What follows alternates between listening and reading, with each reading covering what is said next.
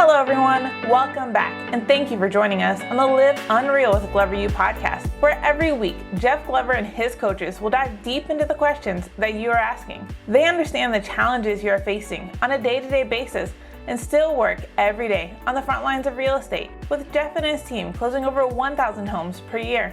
In today's episode, Jeff will share with you an income goal setting technique for real estate agents. We'll learn from Jeff the factors you need to consider when creating your income goal to have a clear view of what you need to prioritize. Now let's hear from Jeff Glover. This is a must-do every single year. You have to do this activity every single year, all right? Ready? So I want you to turn to a clean sheet of paper. Turn to a clean sheet of paper in your workbook. Draw yourself a line.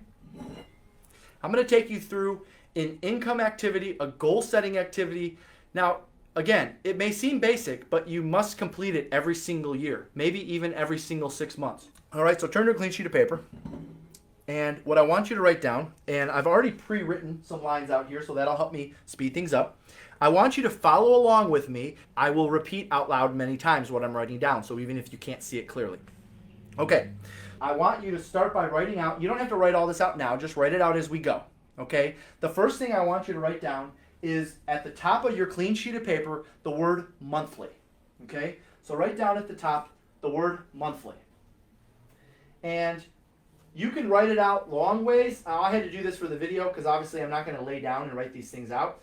Or you can just write it down, vertically instead of horizontally. So I wrote it out horizontally. If you want to write it out vertically, you can do that. Now let's talk about A for a second. So first write down the letter A and circle it. What does A represent? A represents your monthly cost of living. Okay? A represents your monthly cost of living. Add up all your bills, your house payments, your credit cards, just like I did the index, the business card activity on the back of the business card. Every single thing it costs you to live, I want you to write it down. Now, I'm not very smart, so I'm going to keep my number simple. You don't have to know your number right this second, but I want you to at least write out the activity so you can go back and do this later. What is your monthly cost of living? Now, I'm just going to say, for sake of the exercise, next to the letter A, I'm writing down the number 5,000. Okay?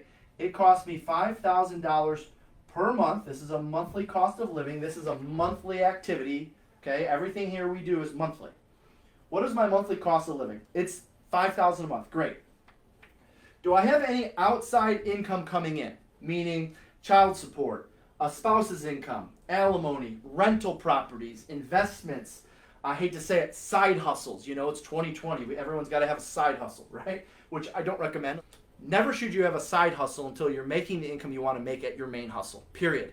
What is the biggest mistake most real estate agents make? Oh yeah, I can succeed at this real estate thing. 6, 9, 12, 13, 18 months later, they all of a sudden have a side hustle. You never have a side hustle until you're hitting your income goals here. All right, side hustles are just extra money. So B, I want you to write down what your outside income coming in is. All right, so for the sake of this exercise, I'm going to say I have $1,000 a month coming in because I own a rental and I own it free and clear. All right, so I'm bringing in $1,000 a month in outside income not related to the business. Okay, cost of living plus my income not related to the business. Right, child support, alimony, whatever. So that means letter C is the difference between the two numbers, which is $4,000 a month.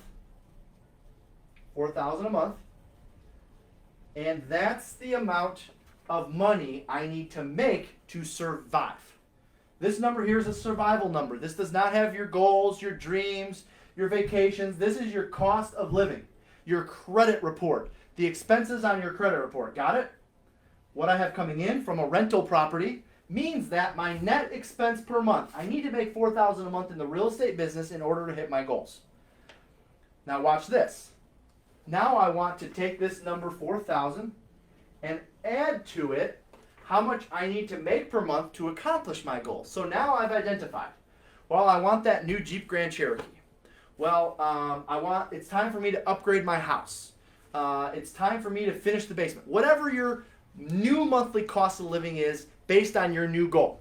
All right, so I got to hit 4,000 to break even, but you know what? Because I completed my vision board this year and because I put on there that I want to have a new house, that's going to raise my payment over here from $5,000 to $6,500, let's say. And oh, by the way, I want to get a nice take a nice vacation that's going to be a $10,000 vacation, so that's like $800 a month, right? You follow me? So D represents your new expense plus this, right? So we already have this as a net expense. So I'm going to go get a new house. I'm going to go get a new car, vacations, do stuff with the family, whatever. That's going to cost me an additional $2,000 a month if I hit my goals. Meaning if I look at what's on my vision board and I can go get those things, the new house, whatever, that's going to be $2,000 more per month to accomplish everything on my vision board, or a total of $6,000 a month. Okay, so I did the math. In order to take the Disney vacation, upgrade my house, upgrade my car, it's going to be about $2,000 a month because you break out the total divided by 12, plus what my net expense is already, brings me to I have to make $6,000 a month to hit my income goal and to hit my vision board goal, right? So I'm looking at cost of living plus vision board. Got it? Equals that number. What do most do? They ignore this. They just look at cost of living. Don't make that mistake ever again. Cost of living plus vision board equals $6,000 a month. Got it? Okay, good. Now, by the way, let's talk vision board for a second. Vision board must have a deadline, must have a cost, preferably monthly. It must be a 1 to 3 year goal. Don't give me a 5 or a 10-year goal on a vision board. All right, must stretch you, it better have the emotion, the why. Must have vivid pictures, phrases, multiple pics showing experiences if possible. You can use stock images or you can put pictures of your family. Hey, you want to take them to Disney? Cool Disney World stuff, and then your family surrounding it, right? Stuff that evokes emotion. All right, so E is those two combined. So income needed to cover costs plus income needed to accomplish my vision board goals. Now, for the sake of this exercise, because obviously this would run off the camera, I'm bringing it over here. So this is just E repeated.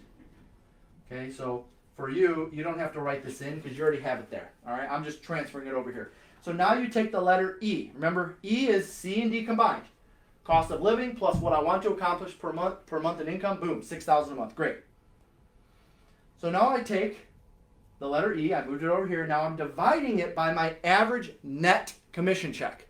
Net, meaning taxable income after your split, after your expenses, after your Zillow cost, after your broker cost, after Uncle Sam cost. All right, now I'm in Detroit, so my average check is probably lower than your average check, but your check, I promise you, is lower than you think it is because you have costs that you're not considering. So for the sake of this exercise, and because I'm not that smart at math, I'm going to say, and I live in Detroit, my average check is $2,000. All right, which by the way, it's more like $5,000 or $6,000, which is still probably low compared to most years. But I have expenses, I have taxes, I have Uncle Sam. So I'm dividing F into E. Remember, this is the number I needed. This is my average net commission check. That's F. That brings me to a number. Divide these two, and I get the number what? 3. Because 3 times $2,000 equals $6,000, which $6,000 is the number to pay my bills and accomplish the things to improve my life. Accomplish the things that are on my vision board. By the way, you should do this activity every single year. All right, now let's take a look at H. Now, Jeff, why do you have a multiplication sign in there? Now, watch this. This is units closed. So G represents units closed. F represents net commission check. G represents units closed. Okay, because when I divide my average commission check into that $6,000 number, I get a number 3. And that number 3 is units closed. Now, when you're doing this on your own, if you get 3.5, always round up. It's just better to round up. So that's the number 3. But Jeff, why do you have a time sign here? H represents my fallout rate. Because in order to close 3, I can't write 3 because not 100% of my transactions close. I have a fallout rate, typically 15 to 20%. So let's just say for the sake of the exercise, to keep it simple, let's just say my fallout rate is 25%, meaning I write 4 and only close 3. I'm bad at keeping deals together. And by the way, that's okay. If some of you are at that level, we'll help you get through that. So my fallout rate is 25%, which means that 1 out of every 4 deals that I penned does not make it to a closing table. By the way, the national average of real estate agents is about 15 to 18%. So you're not too far off if you're at 25. So H represents my fallout rate. My fallout rate, I'm going to go ahead and write in here, is 25%. Okay, that's my fallout rate. H represents your fallout rate. So if I calculate my fallout rate into how many closings I need, that actually means I represents the number 4. I need to write 4 deals, factoring in my fallout rate to close 3. Major mistake agents forget. They look up at the end of the year and say, wait a minute, I'm doing 3 every month, every single month on the pending board, Jeff. I'm up there 3 times. But I ended up with 28 closings. What happened? How many deals fell through? Oh, you're right. I had 6 or 7 deals. There you go. All right. So 25% fallout rate means I need to write 4 to close 3, to have a commission check at $2,000, to equal $6,000, to accomplish my vision board and pay my bills. But wait, there's more. What does J represent? J represents, I'm going to write in here, POA. No, not power of attorney. Plan of action. J represents what I need to do to get to 4 written sales. And we don't have time to get into that. We're going to get into it as the program goes on. But I'm talking about ratios. How many listings do I need to take? How many listings do I need to go on? How many listing appointments do I need to sign? Or how many listing appointments do I need to set? How many leads do I need? You're going to look at how many listing sales you need and how many buyer sales you need after you do this activity. I encourage you to incorporate this into your annual goal setting plan. Thank you for taking your time to join Jeff today on the Live Unreal with Glover U podcast. To get started on having an unreal business, take the real estate self-assessment. After you complete the assessment, a member of Glover U will get on a call with you to create an action plan to improve your score. Go to www.gloveru.com/self. If you enjoyed this episode, please subscribe. Search for Live Unreal with Glover U on iTunes, Podbean, or Spotify and subscribe today. Until next time, remember. In income activity, a goal-setting activity, it may seem basic, but you must complete it every single year, maybe even every single 6 months.